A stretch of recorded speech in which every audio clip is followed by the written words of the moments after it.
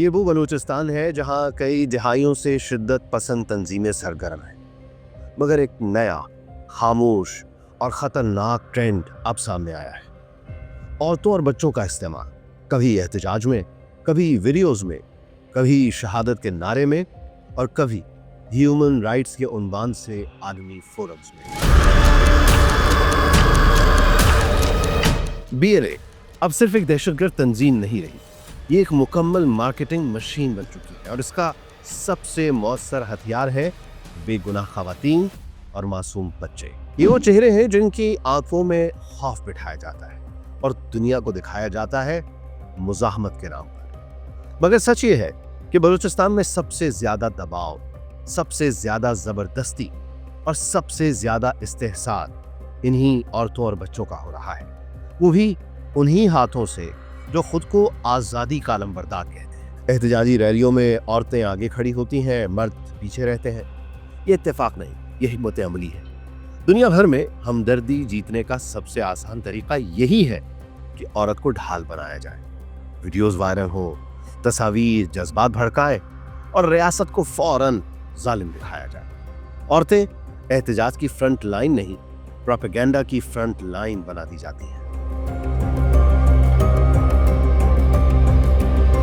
BLA زمینی دہشت گردی کرتی ہے، جبکہ BYC اسی دہشت گردی کو مقدس جدوجہد بنا کر پیش کرتی ہے۔ ایک ہاتھ میں بارود، دوسرے ہاتھ میں بیانیہ۔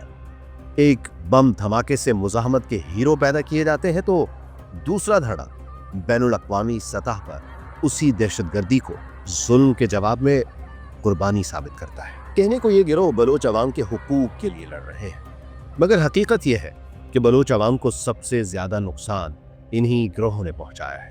را کے پیسے سے یورپ میں عیاشی کرنے والے براہمداد بگٹی اور بالاچ مری جیسے رہنما ہزاروں میل دور بیٹھ کر نوجوانوں کو پہاڑوں میں دھکیل دیتے ہیں، جبکہ خود مغربی سہولتوں میں رہتے ہیں۔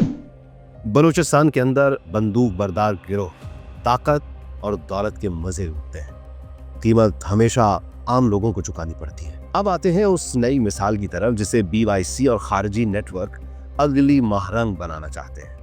زنیرہ قیوم۔ زنیرہ ایک محنتی باصلاحیت نوجوان لڑکی ہے جسے یونیسیف نے 2025 میں climate action and girls empowerment youth advocate بنایا۔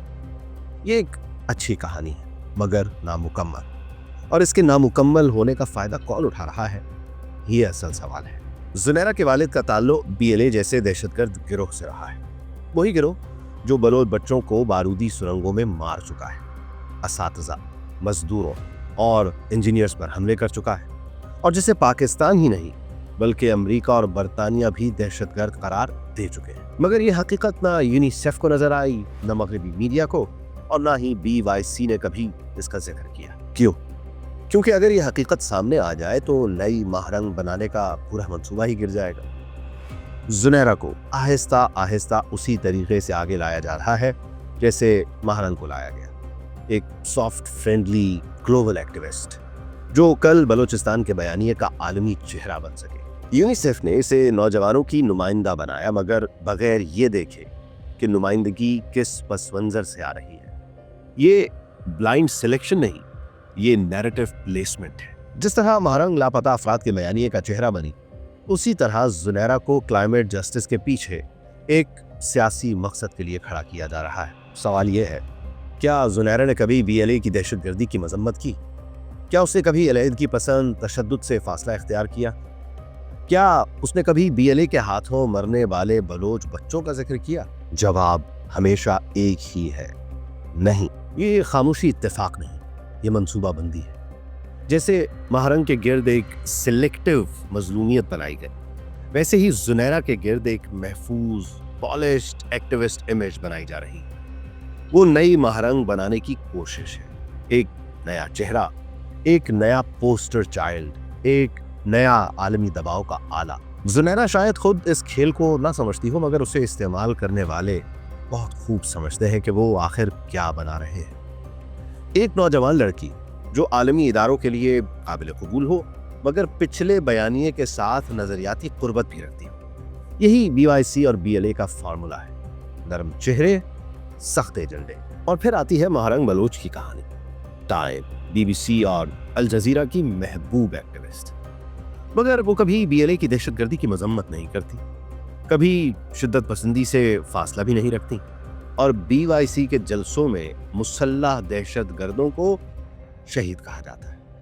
ये ह्यूमन राइट्स की लड़ाई नहीं है, ये सिलेक्टिव जस्टिस की सियासत है। अगर ऐसे अफराद दुनिया के आला तरीन अमन अवार्ड्स के उम्मीदवार बने तो ये अमन नहीं बल्कि खतरनाक सियासी प्रेसिडेंट होगा। नोबेल इनाम उन लोगों के लिए होता है जो हर किस्म के तशद्दुद के खिलाफ खड़े हो, ना कि उनके लिए जो एक दहशतगर्द गिरोह के बयानिए से नजरियाती कुर्बत रखते हो। बलूचिस्तान के असल मुतासरीन कौन है? वो बच्चे जो BLA की बारूदी सुरंगों में मरे, वो उस्ताद, वो मजदूर, वो पोलियो वर्कर जो टारगेट किलिंग का निशाना बने, वो आम औरतें जो एहतजाज में ढाल बना दी गए, वो नौजवान जिन्हें मुकद्दस जंग के नाम पर जिंदगियां बर्बाद करने पर मजबूर किया गया। उनकी कहानी कभी आलमी मीडिया तक नहीं पहुंचती क्योंकि वो बयानिए के लिए मौजू नहीं है। बलूचिस्तान का मसला रियासत और बगावत की जंग नहीं, ये जंग है मासूमियत और इस्तेहसाल की। BLA, BYC और बैरूनी फंडिंग नेटवर्क्स औरतों, बच्चों और नौजवानों को एक प्रोपेगेंडा मशीन में तबाह कर रहे हैं, और वक्त आ गया है कि बलोच अवाम फरेब और हकीकत में फर्क पहचाने। असल तरक्की, असल अमन और असल इख्तियार शिद्दत पसंदी से नहीं, तालीम, रोजगार, मुकालमे और हकीकत पसंदी से आता है।